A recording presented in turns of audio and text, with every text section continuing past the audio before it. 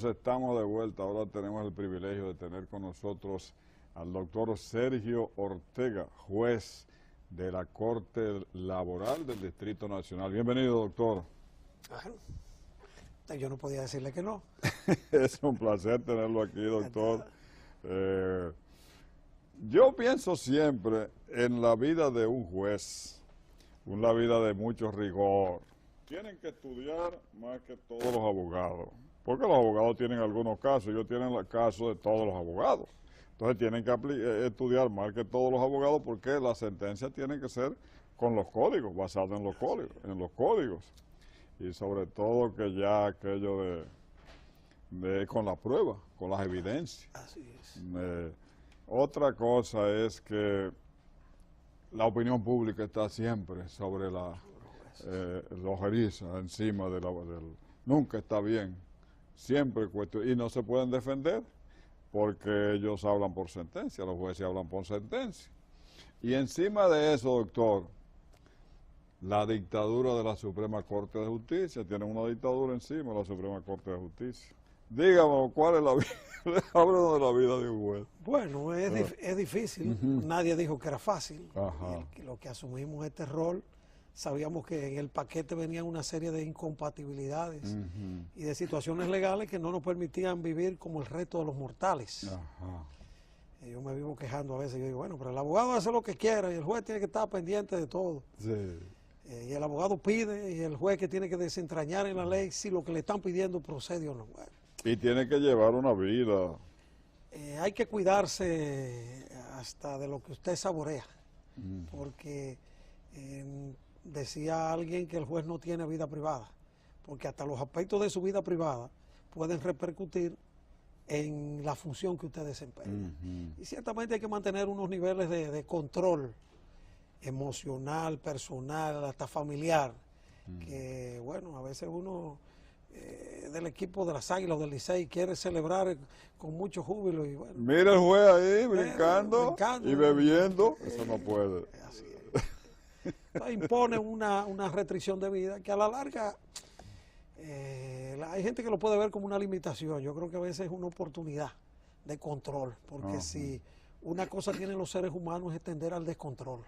Entonces cuando tú asumes un estatuto que te impone reglas muy estrictas de cumplimiento, tú también vas dosificando tu propio temperamento. Sabes que todos nacemos con un temperamento, pero es justamente el carácter el que va apaciguando ese temperamento para que se comporte de forma adecuada. Y yo creo que los jueces en eso hacen un ejercicio bastante interesante. Siempre podrá aparecer una oveja que se descarría, que haga las cosas como uno debe ser, pero bueno, eso confirma la excepción y que somos una expresión de la sociedad en la que ejercemos esta función. Y la dictadura de la Suprema Corte de Justicia que de manera caprichosa lo traslada. En este caso no es la Suprema Corte de Justicia, sabe que la Suprema Corte de Justicia, que es el órgano de cierre, el órgano supremo, se veía muy congestionada de responsabilidades jurisdiccionales, administrativas, disciplinarias, bueno. Y entonces, pues, fue necesario que en la Constitución se estableciera un órgano que se encargara de lo administrativo, de todas esas cosas que no tienen que ver con el cierre de los expedientes, con lo jurisdiccional. Y se creó el Consejo del Poder Judicial. Que el presidente de la Suprema es el presidente de ese Consejo. Es que con sus luces y sus sombras ha jugado un rol y ha cumplido sus tareas. La queja que tenemos los jueces en el aspecto disciplinario, porque vivimos en una sociedad muy arropada del populismo penal, y si como juez yo le doy una decisión que a usted no le complace, y usted tiene control de los medios de comunicación, y se puede sentar con un micrófono y hablar mal de ese juez, y eso retumba en una esfera de poder, probablemente a ese juez le pueda llegar un aviso de que su sentencia no es conforme a como quieren una gran cantidad de personas, y eso provoca situaciones. Y si el Consejo del Poder Judicial se deja arropar de ese populismo penal, corre el riesgo de desvalorar la autoridad del juez, porque todo el que pueda hablar duro en la prensa o tenga medios para presionar, pues lógicamente intimidará al juez. Algunos abogados ya en los estrados anuncian, voy a poner una querella al juez, como una forma intimidatoria. Entonces eso hay que evitarlo y el Poder Judicial tiene que cuidar sus recursos humanos. No es que aspiramos a impunidad, no, de ninguna manera. Ningún juez que haya asumido esto con seriedad le va a interesar que haya impunidad. Si algún juez o algún servidor se aparta de las reglas como deben ser, los más interesados en que se aparte somos los que queremos hacerlo bien. Lo que sí queremos es reglas claras, un reglamento disciplinario que diga cuándo se suspende un juez, por qué tiempo, en qué condiciones, con cuáles presupuestos, porque de lo contrario tendremos una pléyade de jueces temerosos, asustados, sabiendo que cada decisión que dan, la comida de sus hijos está en juego, o que su carrera, que ya tiene 25 años en el Poder Judicial o 40, se pone en riesgo por una sentencia que va a firmar. Entonces, eso en vez de hacerle bien al Poder Judicial le hace daño, porque genera una serie de jueces timoratos que al final ellos son los que tienen que decidir el patrimonio, la libertad, el honor y la dignidad de la persona, y si el primero que tiene miedo es el juez que va a decidir, pobre del ciudadano que vaya a una justicia donde los jueces tengan miedo. Pero bueno, ustedes ya incluso ya se están organizando, y hasta marcha. ¿Eh? Bueno, los jueces somos unos funcionarios acogidos a unas reglas muy especiales de sujeción. Es decir, la libertad de expresión que tiene un abogado, que tiene un periodista, que tiene un ciudadano, no es que no las tengamos, es que la tenemos en una dimensión de cierta prudencia. Entonces, el asociacionismo entre los jueces siempre fue visto desde la cúpula del poder como un peligro. Así como en las empresas normalmente se desconfía de la formación de sindicatos, craso error. Donde hay un sindicato, la empresa tiene con quién conversar las situaciones que se dan en la empresa. Pero tradicionalmente se ha visto con desconfianza porque se cree que el sindicato va a boicotear la producción y ese tipo de cosas. Que a veces ocurre, pero bueno, no es la regla. Igual ocurre con el asociacionismo. Los jueces, obviamente, no podemos estar asociados para reclamar cuestiones, prerrogativas, atribuciones, como lo hacen los maestros, como lo hacen los obreros en una fábrica, porque somos unos funcionarios de una categoría muy especial. Pero eso no quiere decir que como seres humanos no tengamos dignidad, que no tengamos derechos fundamentales, que no tengamos derechos en la propia función, que más que ventajas del juez, son garantías para el ciudadano. Cuando usted tiene un juez inamovible, que nadie lo puede mover si no es por la consecución de una falta, usted no le está dando un privilegio al juez. Usted le está asegurando al ciudadano que ese juez que lo va a juzgar no tiene nada que lo presione. Y entonces puede hacer justicia conforme a las reglas y a las pruebas que se le presentan. Entonces, ese asociacionismo viene de lejos. Pero en anteriores gestiones eso había sido difícil porque todos los esfuerzos se diluían de manera extraña.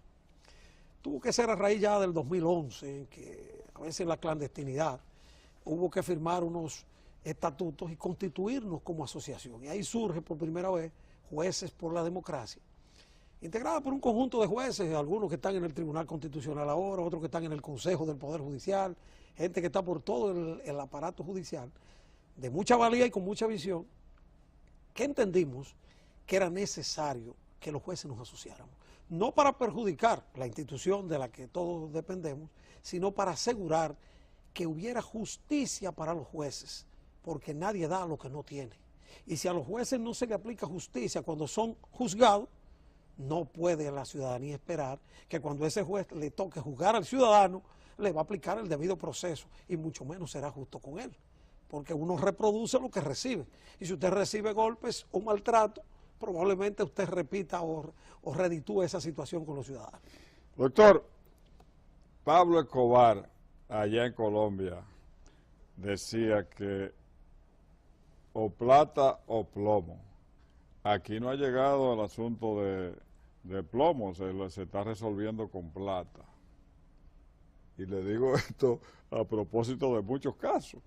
El último fue de Quirinito, un caso que aparentemente fue una fuga espectacular, pero que evidentemente hubo un entramado de mucha gente y de mucho dinero, y se resolvió con plata.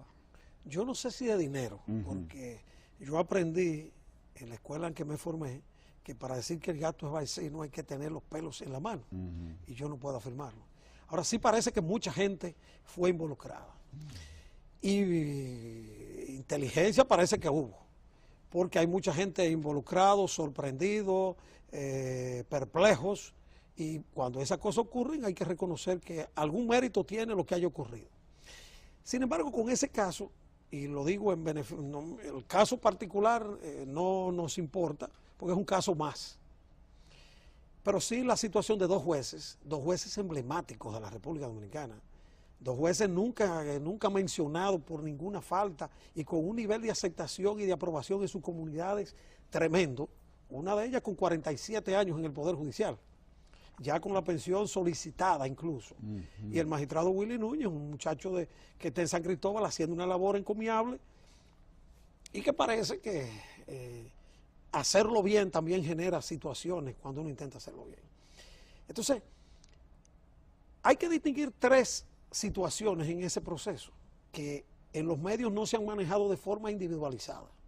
Tú que fuiste penalista y que has ejercido el derecho, conoce una teoría causalista que existía en el derecho penal, conforme si A parió a B y B comete un delito contra C, A, es decir, la mamá, era responsable del delito porque ella lo parió. Obviamente eso conduce a un absurdo, porque la madre cuando pare no necesariamente tiene que suponer que su hijo va a ser un delincuente ni que va a hacer tal cosa. Esa teoría en el derecho penal fue superada porque conducía a un absurdo. Pues resulta que con ese proceso se están juntando tres situaciones distintas y pareciera que se está aplicando la teoría causalista, de que el que hizo lo primero es responsable de lo último que ocurra, aun cuando no lo pueda prever. El magistrado Willis en San Cristóbal cambia de local a un recluso por razones atendibles. Es lo que ha hecho. Y lo envía de un local a otro y sigue bajo el control de la autoridad penitenciaria.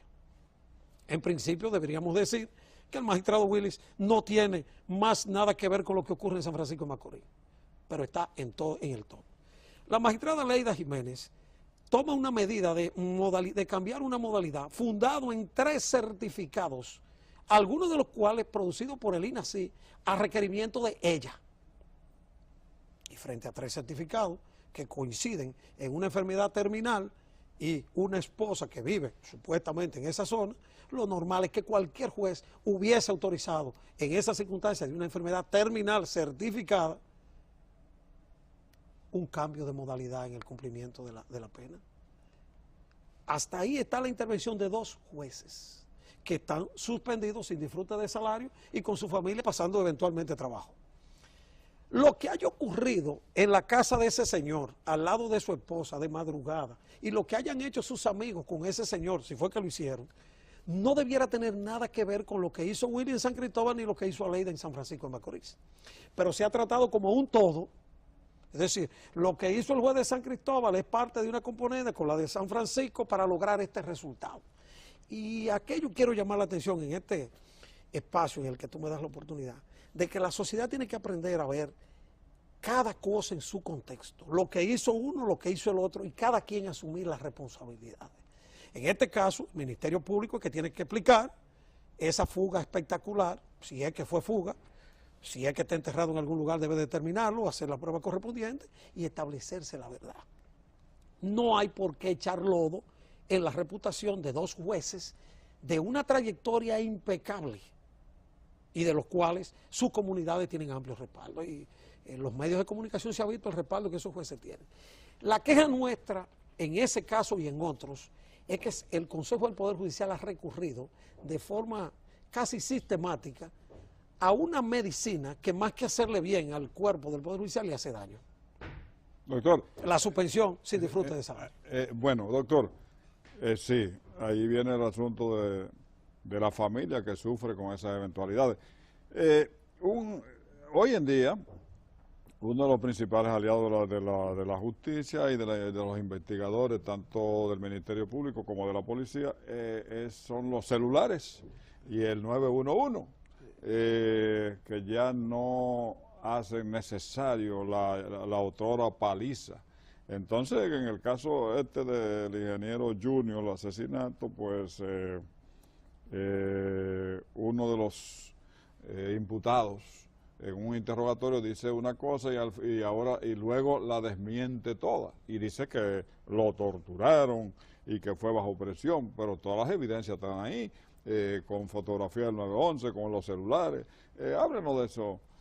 Bueno, usted sabe que para los jueces es incómodo y sería hasta imprudente referirme a un caso que está en el tapete. Porque pero yo estoy hoy en la jurisdicción laboral, sí. Pero yo he estado en todas las jurisdicciones del Poder Judicial, excepto en la inmobiliaria. Sí. Y hoy uno está como juez en una jurisdicción y mañana puede estar en otra. Y los asuntos que están conociéndose, uno como juez por prudencia debe evitar referirse a ellos porque primero no es lo conveniente y segundo mañana le puede tocar tener que decidir respecto a un asunto de eso. Sí. Pero yo le decía, yo hablaba de esto, de cómo ha cambiado el mundo hoy en términos de investigación y cómo la tecnología se ha convertido en un aliado de los investigadores. Sobre todo que, como dicen en los programas de investigación americanos, los testigos mienten, pero las evidencias no. Y usted puede decir que estuvo en un lugar, pero si ahí hay una cámara y hay un sensor, difícilmente usted pueda convencer de que no era como la cámara lo está mostrando. Las cámaras presentan montajes, se hacen muchísimas cosas también. Pero obviamente una justicia moderna que tiene herramientas adecuadas facilita que las cosas se resuelvan en menos tiempo del que antes ocurría. Los jueces son sufridos, llevan una vida de mucho rigor, pero tienen un elemento de venganza.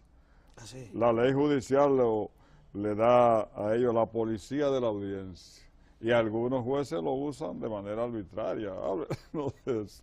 Bueno, es que justamente la policía de la audiencia, más que la policía, debiera ser el control de la audiencia. Porque en una sociedad democrática se supone que los jueces no son, digamos, la autoridad tras el mallete que impone su autoridad sobre la base de la arbitrariedad. Naturalmente, en todo escenario de justicia, por más democrática que sea, se pueden dar situaciones en las que el juez tenga que hacer uso del mallete y llamar al orden. Eso ocurre hasta aquí en el estudio de televisión, donde quiera eso puede ocurrir. Pero ciertamente un juez democrático tiene que intentar manejar el control de la audiencia sin hacer uso arbitrario de las facultades que la ley le ha dado y que debe ejercerla a título casi excepcional. No debe convertirse en la regla el mallete ni el abuso de autoridad. Pero algunos lo llevan al pie de las letras y atropellan. Usted sabe que las leyes no transforman las sociedades. Las leyes solo le trazan una pauta por dónde deben ir las cosas. La cultura de una sociedad se va transformando con prácticas, con usos, que son lo que van haciendo que el individuo se dé cuenta de que él está al servicio de lo justo, que no está al servicio de la ley per se, ni al servicio de la autoridad. Y que como tal, como el objetivo es lo justo, el derecho no es más que un instrumento para llegar a la justicia. Y que el juez no debe hacer un uso excesivo de las facultades que la ley le dé en perjuicio de un ciudadano que eventualmente pueda estar reclamando justicia, que es a lo que justamente el juez le debe. Y hay que manejarse de forma prudente y democrática en una sociedad donde el garrote ya no es la principal herramienta y donde la razón y el convencimiento tienen que ser las que hagan que las cosas se legitimen. Doctor, hay un punto que a mí me preocupa mucho, que es la dilación en la justicia, que a veces hay la sentencia en estado de fallo. O sea, a veces están una vez que pasa el juicio, está un año y más de un año en estado de fallo, y eso es una justicia dilatada, eso no es justicia. Háblenos de eso. Así se dice. ¿Por qué se produce eso y qué solución le buscamos a eso? El amor judicial es una preocupación en el mundo. No hay un juez que no quisiera, una vez conoció un asunto en el plazo que dice la ley y a veces antes, haber salido de eso, porque es un trabajo menos que va a tener y una carga que le permitirá estudiar y hacer otras cosas. Ningún juez quiere tener mora pendiente en su tribunal. Pero un año es mucho, doctor. Fíjese qué es lo que ocurre. Así como señalamos situaciones que se dan a lo interno del Poder Judicial, el Poder Judicial es impactado desde fuera también por otras situaciones que afectan el desenvolvimiento de la justicia. Por ejemplo, la existencia de un presupuesto deficitario. Una ley orgánica que contempla un 4.10 para el sistema de justicia, repartido 2.66 al Poder Judicial en sentido estricto y un 1.44 al Ministerio Público, y que durante 14 años no ha valido intento ni lucha para que el legislativo ni el ejecutivo a la hora de organizar el presupuesto tomen en cuenta esa partida, que ya ha dicho el Tribunal Constitucional que es una ley orgánica.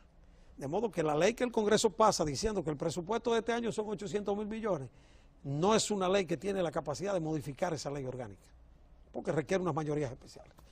Entonces, cuando en un lugar, por ejemplo, como la provincia de Santo Domingo, que se producen expedientes y procesos de la criminalidad, un tribunal tiene que celebrar audiencias en un furgón, donde la víctima y el victimario están pecho con pecho, el juez en el medio, el fiscal de este lado y el defensor al lado. De ahí sale cualquiera con una puñalada en la espalda. Entonces, exigirle a ese juez que los asuntos que tiene lo haga rápido, donde hasta su seguridad está en peligro en ese momento, es ciertamente pedirle peras al olmo. Mientras el Poder Judicial no tenga un presupuesto mínimo como el que esté en la ley, porque la ley contemplaba que esa partida había que revisarla cada 3 años, y tiene 12 sin cumplirse. Imagínense qué posibilidad habrá de revisarla. Doctor, ese es un problema grave y que afecta al ciudadano. Ha sido un placer tenerlo aquí. Gracias, doctor, y esperamos tenerlo no con tanta dilación. Amigos, ha sido la participación del doctor Sergio Ortega, juez de Corte Laboral. A él gracias por venir y a ustedes por estar siempre ahí con Hablan los Líderes. Hasta el próximo domingo.